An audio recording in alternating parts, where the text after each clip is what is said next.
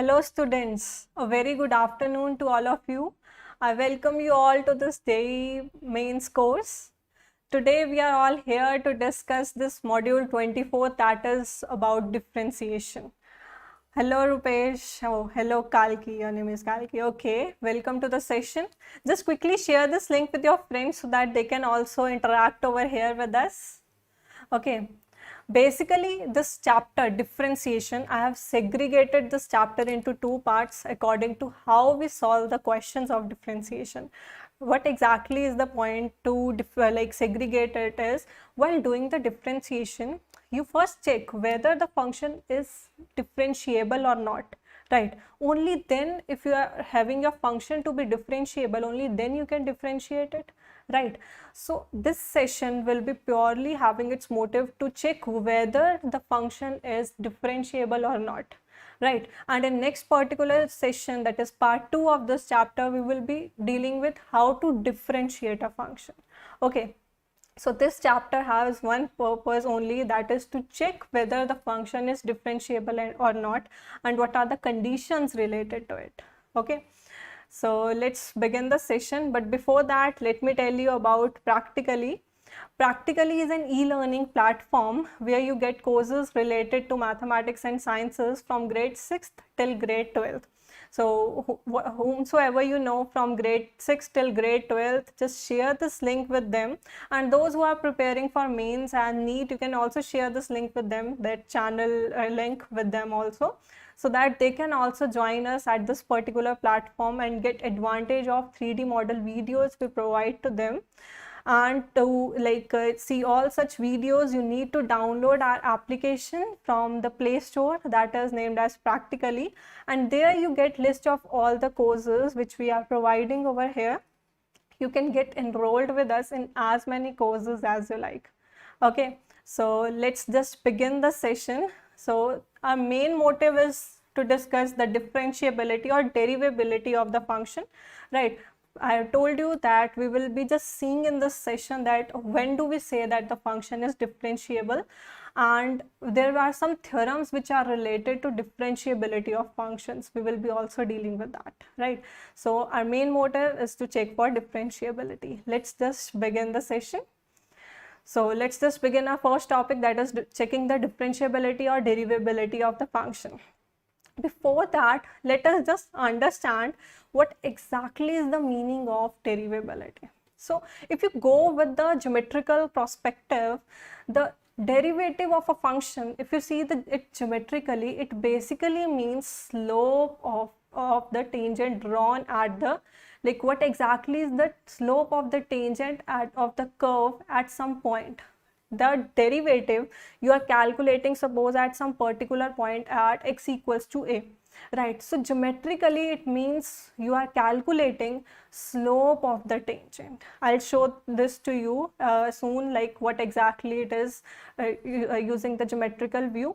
And physical meaning of it, like if you are doing it using algebra, what does it exactly mean is, if you are calculating the derivative now, that means you are actually calculating instantaneous rate of change of the function, right? Instantaneous rate of change of function, if you want to calculate, that means you need to calculate the derivative of the function at that particular point.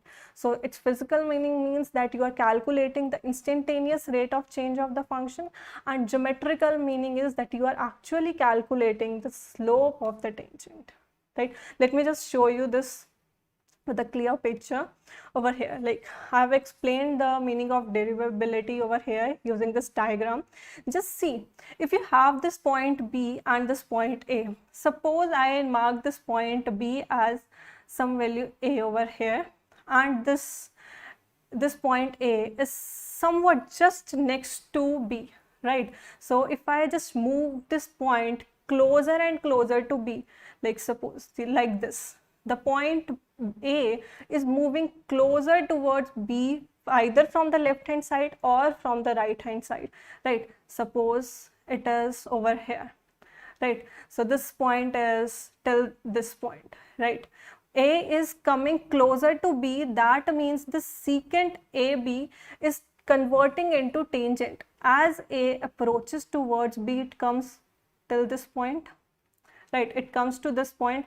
That means whatever the secant is coming down to be smaller and smaller. That means when A overlaps with B, you get a tangent, right? You get a tangent. If you join AB, you get somewhat like a tangent, and that slope of that line would exactly will be the differentiation or derivative of the function.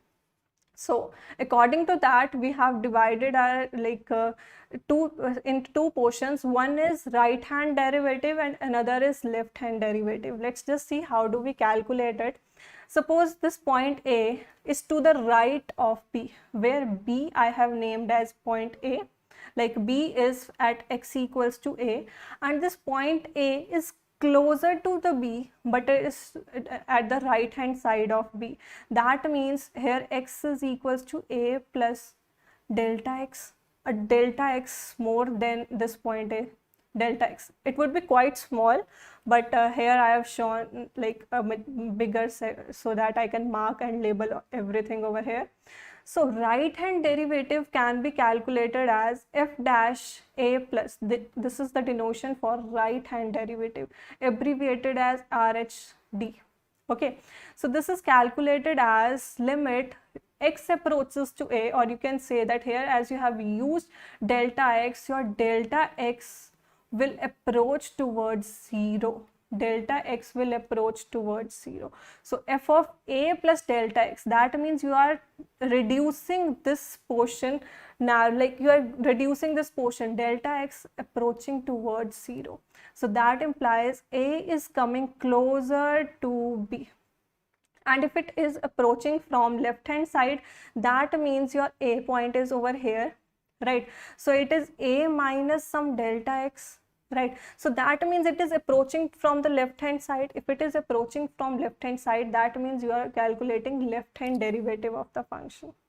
Okay, so if the function is derivable, what exactly is the condition for it?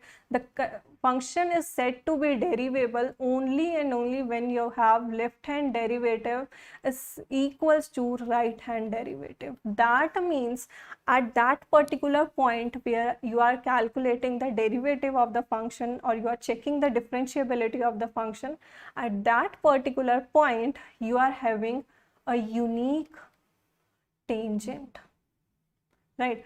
These are the conditions which you need to check before saying that a function is differentiable or not. You need to check either like left hand derivative and right hand derivative, just calculate both with the given function and check whether they are equal or not, right? If they are equal, that means your function is differentiable. And if you are able to see that the function is having a unique tangent at that particular point, if you plot it geometrically, right? So if you are able to see that it is having a unique tangent, that means you are having a differentiable function. Is there any like doubt till now? Anyone having any doubt, just let me know.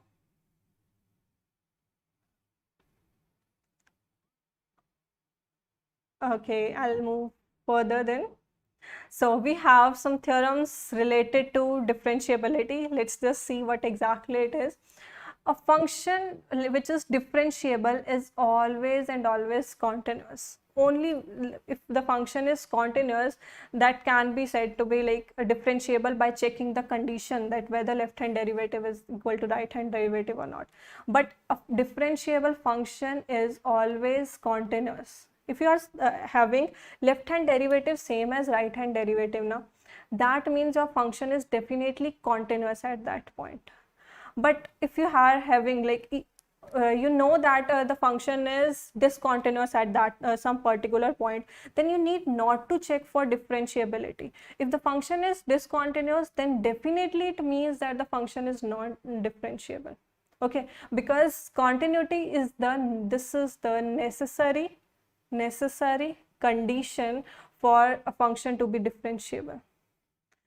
So Rupesh, this is basically for like 11th, 12th and mains examination. So those who are preparing for mains, this is particularly for them. Okay. So here a function which is differentiable is always continuous. That is what I have told you. So this is the necessary condition. Okay, if you have continuity, then only then you can go for differentiability. Okay, and the second theorem is a continuous function need not to be differentiable always. So if you have a continuous function, right, if you have some continuous function, then you do need to check for differentiability, that there might be chance that the function is differentiable, there might be chance that the function is not differentiable. So continuity does not directly imply differentiability, but differentiability directly implies the continuity. If you have checked for differentiability now and the function is coming out to be differentiable, that means the function is continuous at that point. But if you are having the function to be continuous, that does not imply that it is differentiable. Getting my point? So like reverse statement of it would be non-differentiable function does not imply the function is discontinuous. There might be some functions which are not differentiable at some particular point, but it must be some continuous function, right? So we will see such examples, but before that you need to take these two pointers in your mind, right? Differentiability does imply the continuity, but continuity does not imply the differentiability. Okay, let's just move further. Here I have shown you some examples, right? A function f of x is said to be non-differentiable. Basically, right now we are discussing about non-differentiability. Differentiability is easy. If you need to prove, then just directly see if you are having the curve geometrically, and you need to check for differentiability for some particular point. Check whether at that particular point you will be having a unique tangent or not. Or if you are doing algebraically, that means you need to check for left hand derivative and right hand derivative and see after calculating they are equal or not. That is all to how do we check for differentiability. And right now we are discussing about how, like, what are the ways in which a function could be non-differentiable. So if a function f of x is non-differentiable at x equals to a, it might have certain things. Like, first possibility could be both left and right hand derivative exists. You are able to calculate left hand derivative and you are able to calculate for right hand derivative, but your left hand derivative is not same as right hand derivative. Here is an example for this also. This function y equal to modulus of x, basically a mod function we have, absolute value of x. You can check this particular function is not differentiable at x equals to 0. How you can check? You can go by geometrical view also, or you can see by the algebraical view also. Let's just first see using geometry. Here we have the graph of absolute value of x, right? So at this point, which is x equals to 0, you can see if you are approaching from the left hand side, that means you are approaching from this side, right? That means you are approaching from this side. It means that you have slope like this. If you have slope like this, that means slope is in this direction. That would be -1 slope, like negative slope. And if you are just to the right of 0, that means your slope would be this. And you can see there's a big change in the slope, a big change in the slope when you are at just left to the 0 and just right to the 0. That means at point 0, you are having multiple slopes. If you are having multiple slopes at particular point, that means function is not differentiable at that point, because for differentiability we need unique tangents, right? Because if we have unique tangent, that means unique slope we have for the tangent, that means the function is only then differentiable. Now let's just check. We're using algebraical view. For that we have this as x when x is greater than equals to 0 and minus of x when x is less than 0, right? So if you just find the derivative of it, then here you would have this is y. So y dash would be 1 when x is greater than or equals to 0, and it would be equal to minus 1 when x is less than 0, right? And when x is equals to 0, you don't have this, right? So 1 and minus 1, you can see an abrupt change. That means your function is not derivable, right? This is the first condition, when your left hand derivative is not same as right hand derivative. Next pointer could be a function is not continuous at that point. Like, this is the second thing where you can say that the function is non-differentiable. So this is when a function is discontinuous at x equals to a. So suppose we are at this particular point. I have just randomly drawn some graph of a, like, so suppose this is some function, complete function, and at this particular point 2, right, we can see that the function is not continuous. Why? Because here left hand limit would come out to be equal to 1 and right hand limit would come out to be equal to 2, right? Left hand limit is coming out to be equal to 1 and right hand limit is coming out to be equal to 2. So we can see that at this particular point function is not continuous. So if the function is not continuous, that directly implies your function is not differentiable, right? Not continuous implies not differentiable directly, because continuity is necessary condition for differentiability. I am rewriting this again and again because most of the students forget about this condition, and it is very, very important to remember this. If you are having the function to be non-continuous, like it is discontinuous at some particular point, that for that particular function, at that point you need not to check for differentiability. Okay.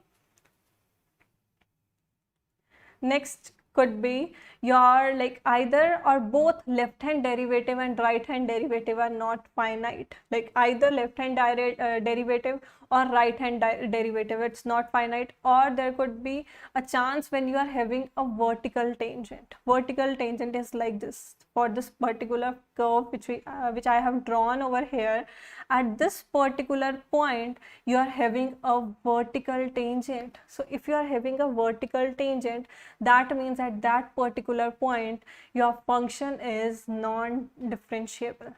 Okay, so these are the conditions in which you can say that your function is non-differentiable. Your first one was when your left hand derivative is not same as right hand derivative, and next one was when your function is discontinuous, and this third one is your left hand derivative or your right hand derivative, either one of them or both are not finite, or you are having a vertical tangent like in this particular curve.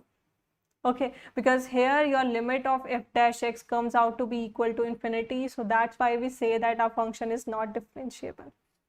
Okay, so next is, when do we say that a function is derivable over an interval? Right now we are discussing about interval.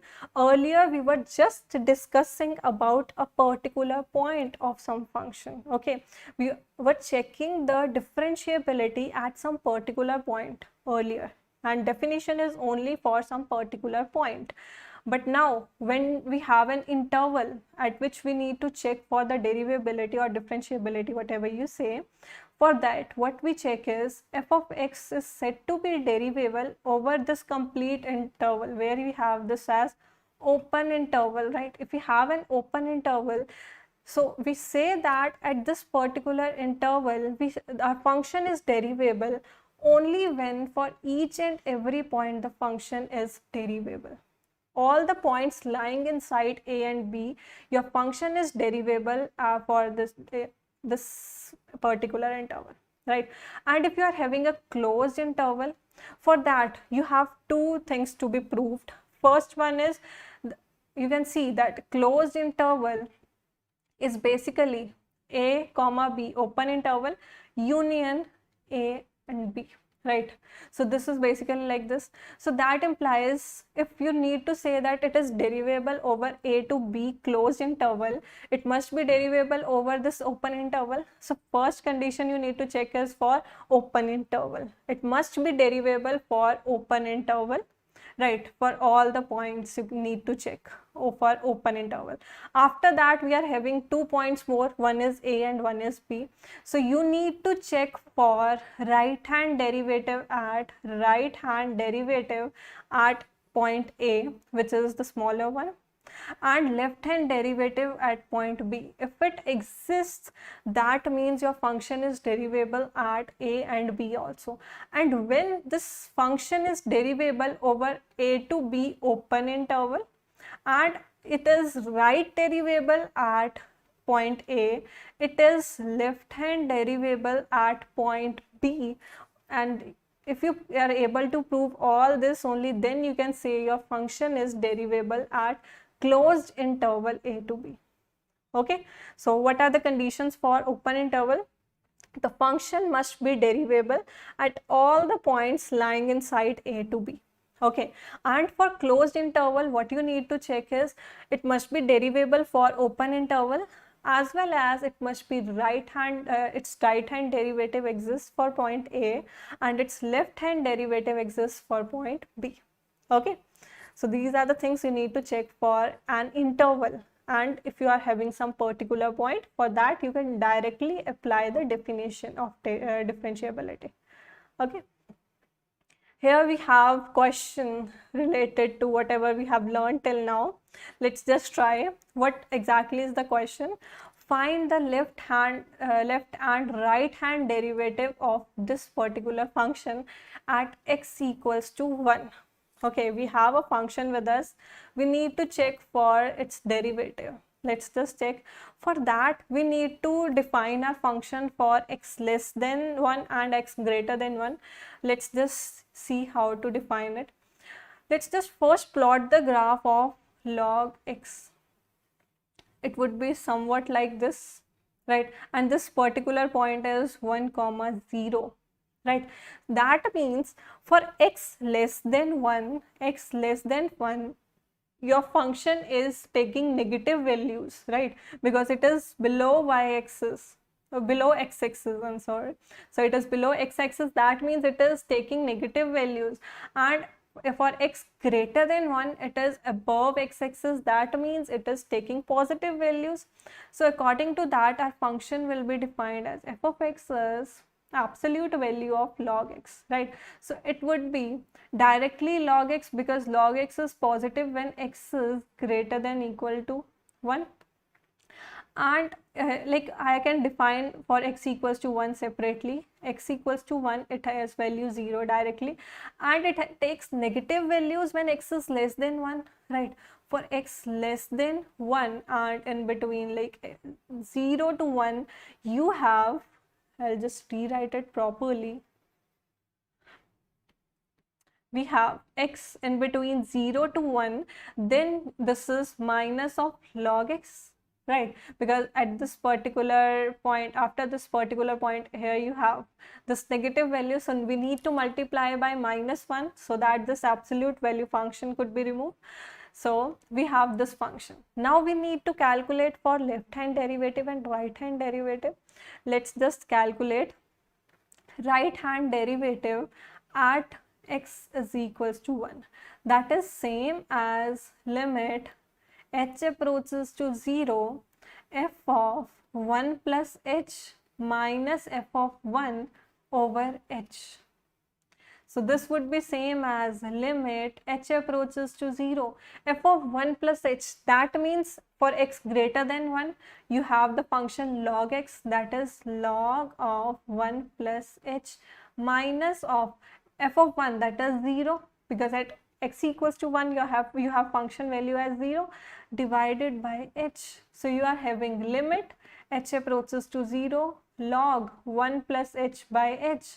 We know this limit, right? We have remembered this value of limit, that is same as 1, right? So this value is same as 1. Now let's just check for left hand derivative.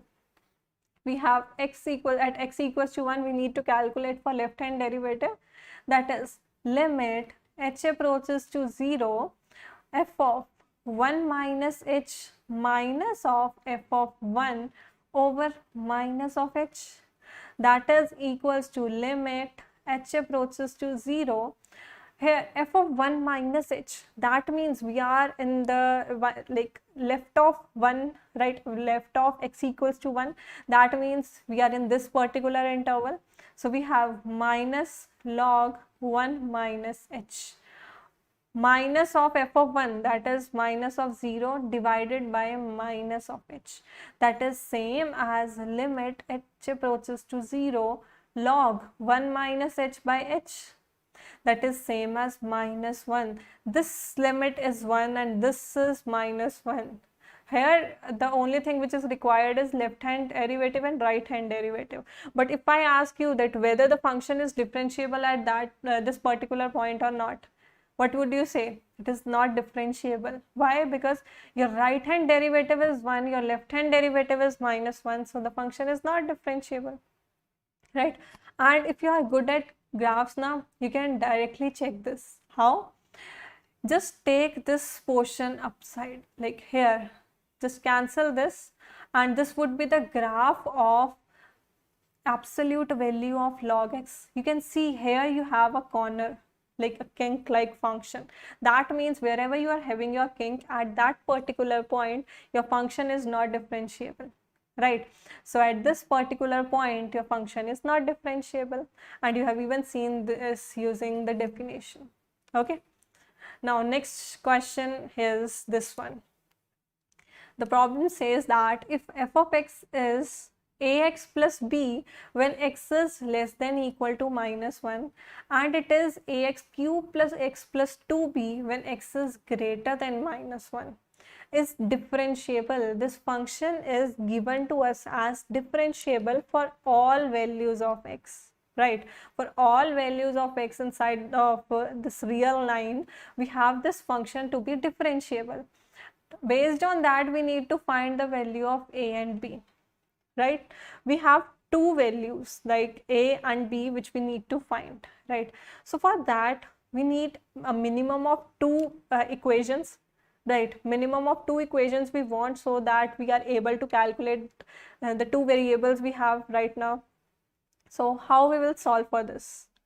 Let's just try solving for it. As we have this particular function as differentiable. If a function is differentiable, that means it is definitely continuous. So our function f of x is differentiable. It is differentiable, right? That means it is continuous. So if it is continuous, that means its left hand limit is same as its right hand limit, and if it is differentiable, its left hand derivative is same as right hand derivative. So we are having now two conditions. So that implies, based on continuity, you have left hand limit same as right hand limit, and based on differentiability, you have left hand derivative same as right hand derivative. These are the two conditions which we want to find the value of a and b. So let's just calculate for left hand limit same as right hand limit. We have limit x approaches to minus 1, ax plus b is same as limit x approaches to minus 1, ax cube plus x plus 2b. So just directly put the value as minus 1 because there is no indeterminate form, so it's direct substitution. So it is minus a plus b is same as minus a minus 1 plus 2b. So minus a would be cancelled. You are having, just take this 2b to the other side, you are having this value as minus of b is equals to minus 1. So b is equals to 1. Right, and here using the left hand derivative same as right hand derivative, what you would do is take the derivative at point this at for ax plus b and put the value of x is equals to minus of 1. This is equals to d by dx of ax cube plus x plus 2b, right? We have this with us. So this would be a is equals to 3x square plus 1, right? So 3x square into a plus 1, right? So we have x is equals to minus 1, at which the like basically at x equals to minus 1 it must be continuous. So that means a is equals to 3 into a into minus 1 square, that is 1 only, plus 1, that is same as minus 2a equals to 1. A is equals to minus half. So you have both the values a as well as b with you, right? So this is what you are supposed to calculate. If the function is given to you as differentiable, that means it is continuous as well as differentiable. So use the condition for differentiability as well as for continuity at the point of breakage of the function. Okay. Next question is this. Just try solving this question once. Try this once. Plot the graph of this particular function. Plot the graph of this particular function, you will be able to see that whether how many points of discontinuity or non-differentiability we have.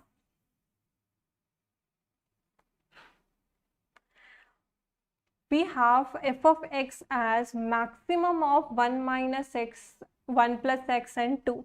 We need to find the number of points where the function is discontinuous, and next I am adding to this is where number of points where the function is non-differentiable. Okay, question is about discontinuity and I am even adding to it as non-differentiability. You need to check. For that we need to plot the function first. That would be easier one. Why I am plotting in this particular function is because plotation of 1 minus x, 1 plus x and 2, it would be easier, and using the graphs we would be easily able to check, right? So let's just plot the graphs first. Then we will take the maximum at each particular x, and f of x graph would be there with us. So 1 minus x is like this. 1 minus x, if you plot, this is 1 minus x. If you plot 1 plus x, so 1 plus x would be like this. This particular function is 1 plus x. You can plot this graph on your own. You have learned how to plot y equal to 1 minus x, y equal to 1 plus x and y equal to 2. These are the three functions we need to plot. Now y equal to 2 is a straight line which is parallel to x-axis. So we have this particular line.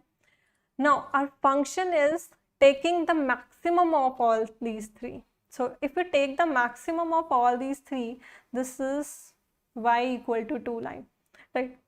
For x less than this particular point, which is x equals to minus 1, right? For x less than this minus 1, this graph is above all the graphs, right? If this graph is above all the graphs, that means this is maximum, right? Now at for this particular interval x equals to minus 1 to x equals to 1, you are having this graph above all the lines, and after that you are having this as the highest graph, like it has the most height because rest 2 lies below it. That means for maximum of these three, you have your function as 1 minus x when you are having your value of x less than minus 1, because you can see for x less than minus 1 you are having this function, and for x in between, x belongs to minus 1 to 1, you are having this line y equal to 2. And now after this point x equals to 1, you are at the right of this, so that means you are on this line. If you are on this line, that means you are for having your function as 1 plus x for x greater than 1. So you have your function like this. Now for discontinuity, you can see that you can draw this graph like this without picking up the pen. So this function is never discontinuous, right? It is continuous everywhere.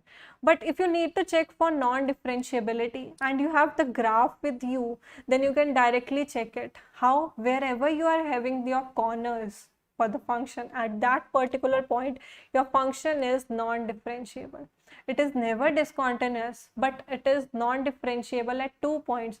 These 2 points where you are having this corners, I'll mark it over here. These 2 points, at these 2 points of function is non-differentiable. Why? We are able to see this directly because at these 2 points you are having a corner. Basically, wherever you have a corner at that particular point, you will be having multiple tangents. So if you are having multiple tangents, that means your function is not differentiable, because for differentiability we need unique tangent. Okay, so for non-differentiability you have number of points as 2, and for discontinuity you have 0 points. Okay, so next topic we are covering today is theorems which are related to differentiability of functions. Before that, let me just ask you if there is any doubt till now in any of the questions which we have discussed till now, or definition part which we have done. Just ask if you have any doubt. Okay, so let's move further. So we have theorems related to differentiability of functions. How these theorems will help us in examination is, if you are not able to directly check for the differentiability of some function. Now, suppose you are having a big function with you, like addition or multiplication, or like whatever operators are used for to create a big function. So how do you check for the differentiability of such big functions? For that we have some theorems which can be applied to those functions to check for its differentiability. Okay, let's just study about them. First theorem we have is, if we have two functions f of x and g of x which are derivable. Derivable means that they have differentiability, like they can be differentiated. Left hand derivative is equals to right hand derivative at x equals to a for both of these functions. Then what can you say about like if you apply the algebraic operators on these functions? If you have addition or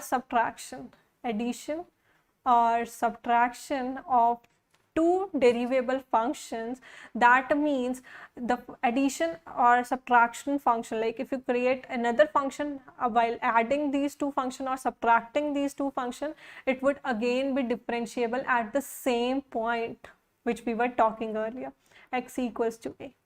And if you take the product of two derivable functions, then still it would be derivable at same point.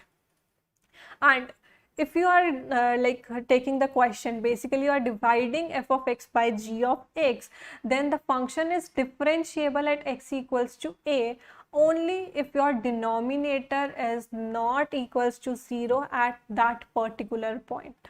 This you need to check. There is certain condition for quotient, but there is no condition if you take the sum, or like if you take the difference, or if you multiply, right? So for addition, subtraction and multiplication you have no condition, but for quotient, for taking the quotient, you have a condition with you that you need to take care of, right? I have given to you an example. We know f of x is equals to x. This is a straight line, right? So like this particular graph and the you know the g of x equals to sine of x. This both of these functions are differentiable at all the points of the real line, right? So either you add or you take the difference or you multiply them, they would definitely be differentiable for all x belongs to R. But if you are just dividing them, just do care that denominator must not be 0. If denominator is equals to 0 at that particular point, so for that you need to check for, but otherwise if your denominator is not 0, the function would be differentiable at that particular point, right? So this is how it would be helpful. Like directly if you are having x plus sine x, so you can say that if we segregate x plus sin x as x and sin x separately, x is differentiable, sin x is differentiable, so directly the addition would be differentiable. You can just give a thought process in your mind while seeing a function in your in your examination, and directly you can say that it would be differentiable.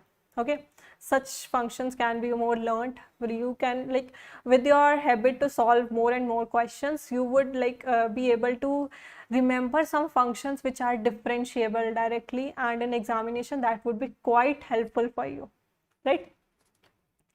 Next is next theorem.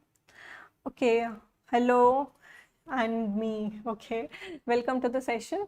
Next theorem over here we have, if f of x is derivable at x equals to a and g of x is not derivable at x equals to a. We are having two functions. One is derivable at some particular point and another is not derivable. Earlier we were having both the functions are derivable. Right now we are having one function to be derivable and another function is not derivable. Then you have two conditions. First, if you take the addition and subtraction, then it would definitely not be derivable, right?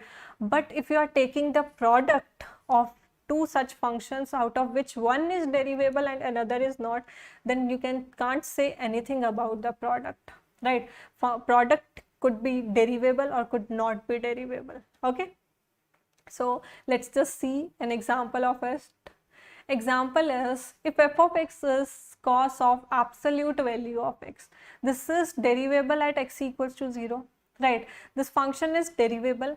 You can see such functions by drawing the graph, right? Cos of this absolute value of x is same as cos of x, so it is derivable at all values of x. So we are particularly discussing about x equals to 0, and this absolute value of x function is not derivable at x equals to 0. So this function is derivable and this function is not derivable, right? We are having two such functions.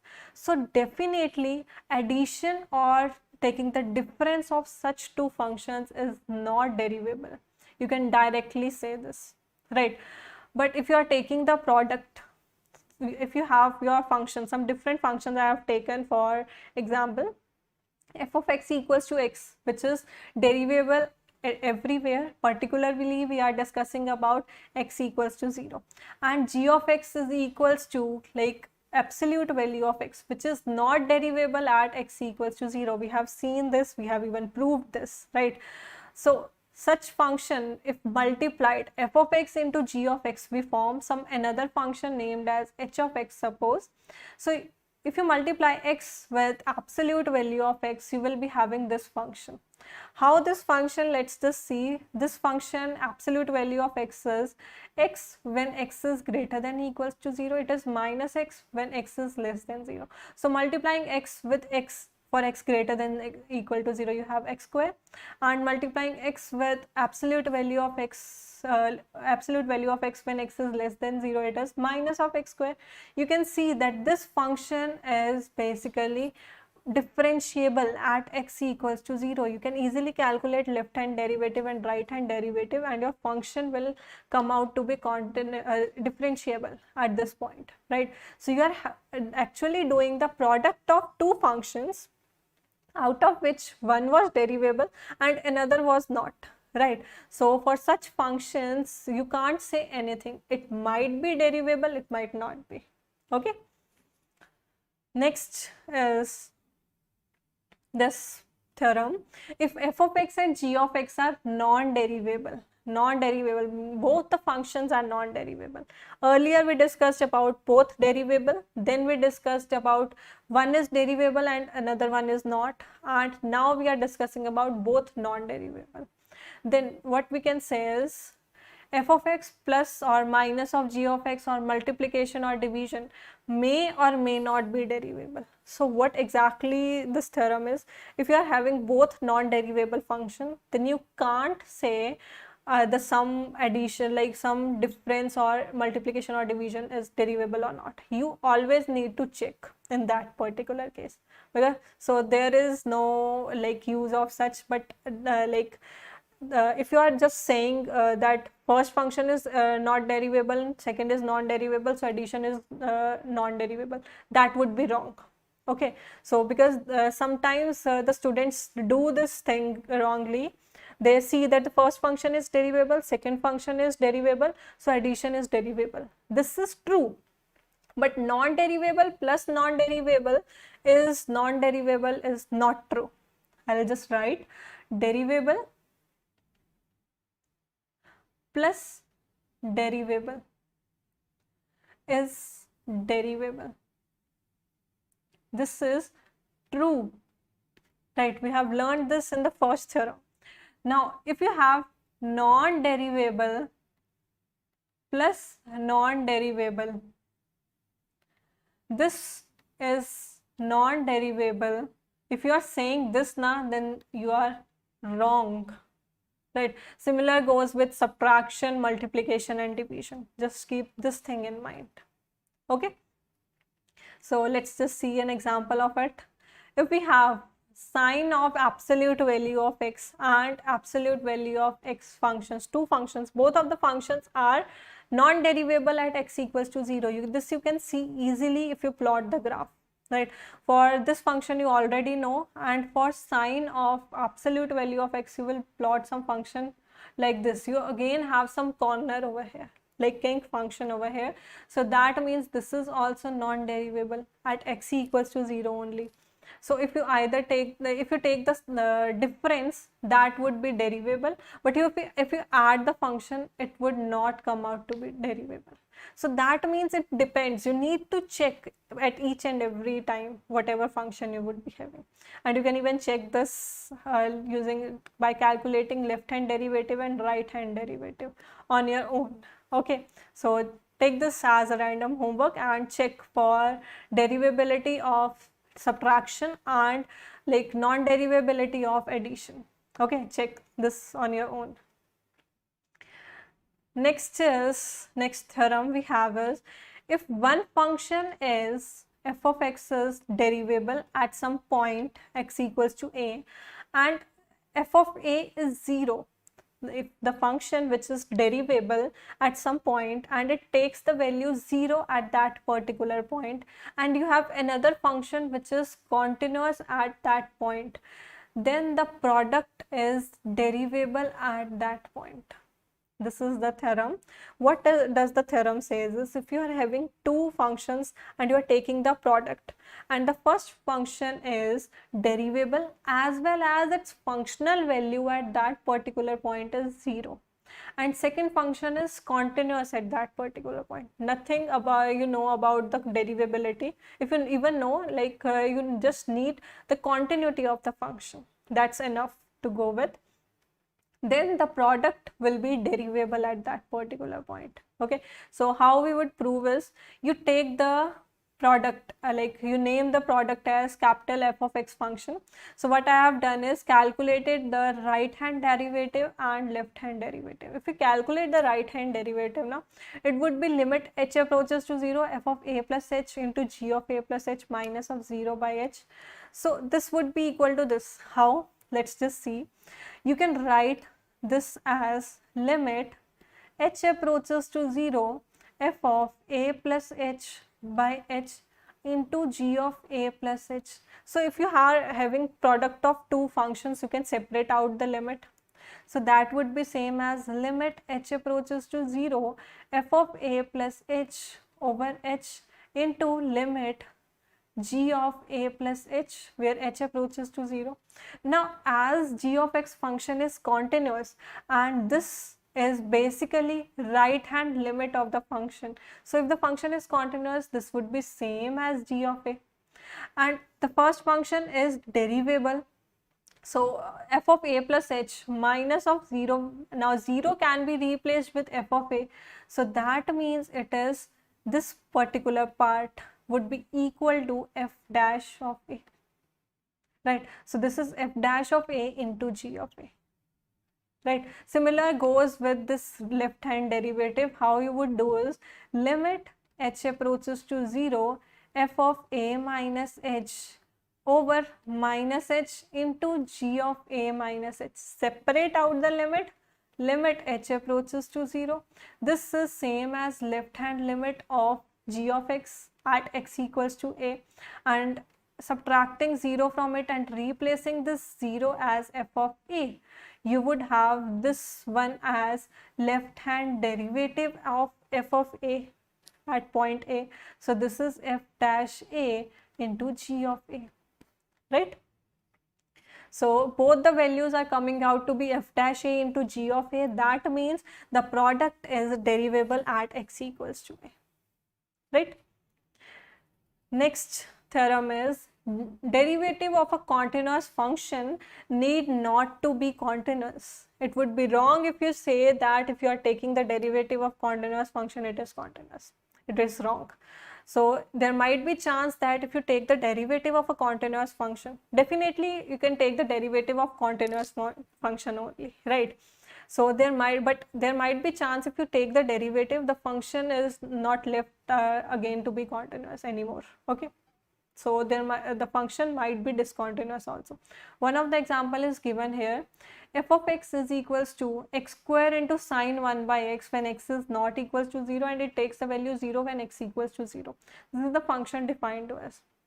You can see that its right hand derivative is 0 and its left hand derivative is 0. That means the function is differentiable function we have. That means you can take the derivative. If you take the derivative now, it would come out to be something like this. Taking the derivative of this sine of 1 by x kept as it is, taking derivative of x square, it would be 2 into x minus, basically this is chain rule. So I suppose that most of you know this chain rule I have applied, right? So we will even discuss this in the next class. So minus of x square as it is, just take the derivative of sine of 1 by x. So you will be having this. So x square would be cancelled. You will have over here sine of 1 by x into 2x plus of cos of 1 by x. This is the function you are having right now, okay? When x is unequal to 0, and when x is equals to 0, you have your value as 0 only. So f dash x is not continuous at x equals to 0. This you can check by checking the limit at x equals to 0. If you find the limit of this function as x approaches to 0, so if you take the limit now, you will see x equals to 0, that means first term would definitely be 0, plus you will have limit x approaches to 0 cos of 1 by x, limit x approaches to 0 cos 1 by x. This is not defined. This is not defined. If this is not defined, that means limit does not exist. If limit does not exist, the function will not be continuous. So the function is not continuous, okay? So let's just discuss some questions based on it. So whatever theorems we have learned till now, we will discuss questions based on it. We have discussed the differentiability of f of x is equals to absolute value of x plus absolute value of x minus of 1, right? How you will like see at what points it would be differentiable or not differentiable. For that, what we would do is, I would segregate out this function. How? Let's just see. I have written now g of x same as absolute value of x and h of x same as absolute value of x minus of 1. Okay, we are having two functions. So basically f of x is sum of these functions. So at whatever points where both of these functions are continuous, like I'll write over here, if g of x and h of x are continuous simultaneously, that implies f of x is continuous. We are discussing about differentiability na? So if for g of x and h of x are differentiable simultaneously, that means f of x is differentiable at all such points, okay? So we can see that this absolute value of x, which is g of x, is differentiable at all the points except x equals to 0, and h of x is equals to absolute value of x minus 1 is differentiable at all the points except x is equals to 1, right? So these both the functions, if you take the simultaneous values where both the functions are differentiable, then you can say that f of x is differentiable at r minus 0 and 1, right? Now checking for 0 and 1, x equals to 0 and 1, let's just see. At x is equals to 0, g of x, this is non-differentiable, but h of x is differentiable. So one function is differentiable, second function is not differentiable. That means f of x, which is the addition of both. So we know that if one function is differentiable and another is not, so if we take the addition, that is not differentiable, right? And if we are having at x is equals to 1, right, at x equals to 1, you will have g of x is differentiable, right, but h of x is not differentiable. So if you take the addition, that means f of x is not differentiable with same criteria as we have applied for x equals to 0. So except 0 and 1, this function f of x is differentiable. So the required points of differentiability would be complete R except 0 and 1. Okay. Next question we have is this one. Discuss the differentiability of f of x is equals to maximum of twice of sin x comma 1 minus cos x. This function is something related to like one example we have done in section 1, where we have maximum of 1 minus x, 1 plus x and 2, like we had this function. So now some more complicated function, but still the question, the criteria to solve this would be same. So for that, again we need to plot the graph, right? Let's just plot the graph. Twice of sin x, that means whatever value you have for sin x, just twice it. That means you need to just stretch the graph. And 1 minus cos x is just take the like subtract it from subtract cos x from 1, just draw the graph possibly for cos x and like take the negative of it and add 1. This is what you will do to plot the graph. Let's just plot for twice of sin x. This is for twice of sin x. What we have done is this value is somewhat pi over here and we are from 0 to pi. Mainly we will be dealing with 0 to pi only. We have this particular interval only to discuss about. So 0 to pi.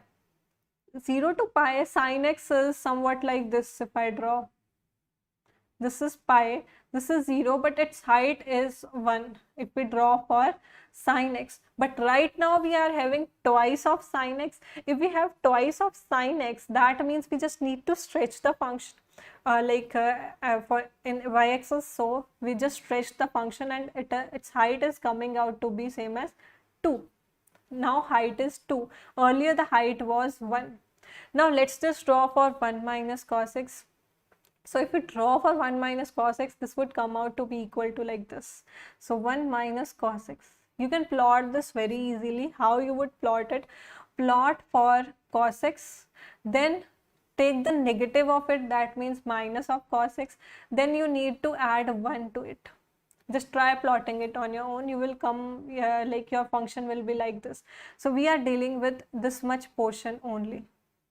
This much portion only. Right. So right now we are having the maximum of both these functions. So our graph would be like I'll mark over here. From here, this part is maximum because twice of sin x is above 1 minus cos x. So twice of sin x is maximum till this particular point, right? After this point, you are having your 1 minus cos x as maximum, right?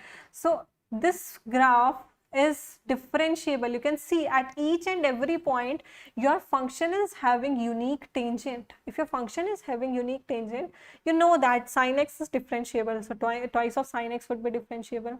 So twice of sin x is differentiable because at this till this point you are having twice of sin x function, but after this you are having 1 minus cos x. So at this particular point even you can see that you are having a corner. That means at this particular point you will have multiple tangents. So if you are having multiple tangents, so at this particular point you will have your function to be non-differentiable, right? So if you're at this particular point your function is non-differentiable, then according to the question you need to provide that particular point. So to find that point, what you would do is you would see when 2 sin x would be equal to 1 minus cos x inside this particular interval. So twice of sin x is same as 1 minus cos x. This is what we have. So just use some trigonometric identities to solve for it. Okay, you can use sin square x plus cos square x is equals to 1, and using both the identities just check the value of x at which the point it would be equal, and suppose that this value is coming out to be alpha. So your f of x would be equal to, for x less than alpha and greater than 0 and alpha in between, so x in between alpha to pi, you will be having 1 minus cos x, and up till alpha you have twice of sin x. And at this particular point whatever alpha you will be getting when you just find the solution to both these equations, you will be having the point at which the function is not differentiable. Okay, so this would be your target to check what would be that alpha. Okay, I have given you the idea to solve this. Next question. Find the value of a and b if f of x is equals to this is differentiable at x equals to 1. Again we are having some function which is differentiable, and based on that we need to find the value of a and b, right? Based on that we need to find the value of a and b. We have already done such kind of question in part 1. So I hope you can solve this question on your own, but I'll just give you a hint again. If the function is differentiable, f of x is differentiable, that implies f of x is continuous, right? If function is differentiable, that means it is continuous. If it is continuous, that implies left hand limit is same as right hand limit, right? Left hand limit is same as right hand limit.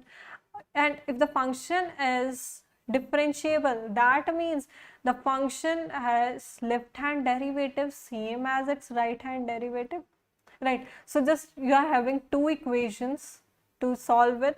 Just check for left hand derivative, what you need to do is d by dx of a plus sine inverse of x plus b at x is equals to 1 is same as d by dx of x at x is equals to 1.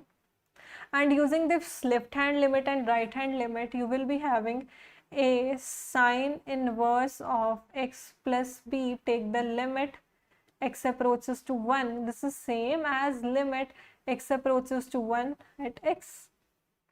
Here we have plus. Okay, so here for the first one you have taking the derivative of a is some constant, so it would be 0.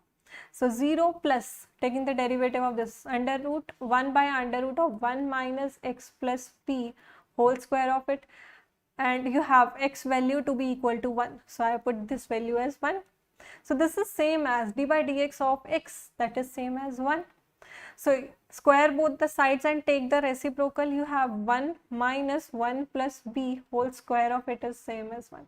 1 is cancelled, that means b is equal to minus of 1.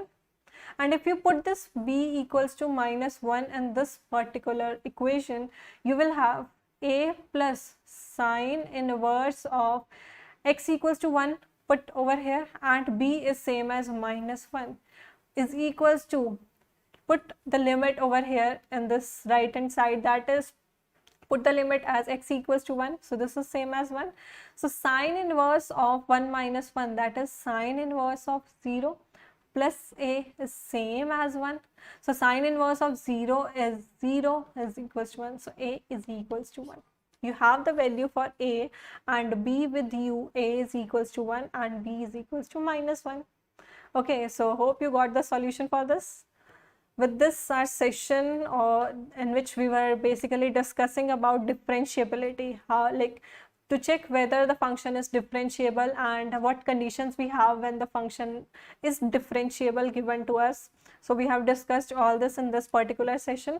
In part 2 of differentiation, we will be discussing how to actually differentiate the function which is differentiable. Right, so we will be actually differentiating the functions which are differentiable, right? So we'll see that in the next particular session. Till then, just do revise all the topics of this particular session, and if you haven't downloaded the practically application, do download the application. You can even recommend this to your siblings. Definitely they will be studying more and more in this particular period where most of the students are distracted. Definitely they will enjoy learning over here at our platform. So do download our application and let other people know that what do we provide at this particular channel to you. Okay, we'll meet you up in the next session. Till then, goodbye, take care.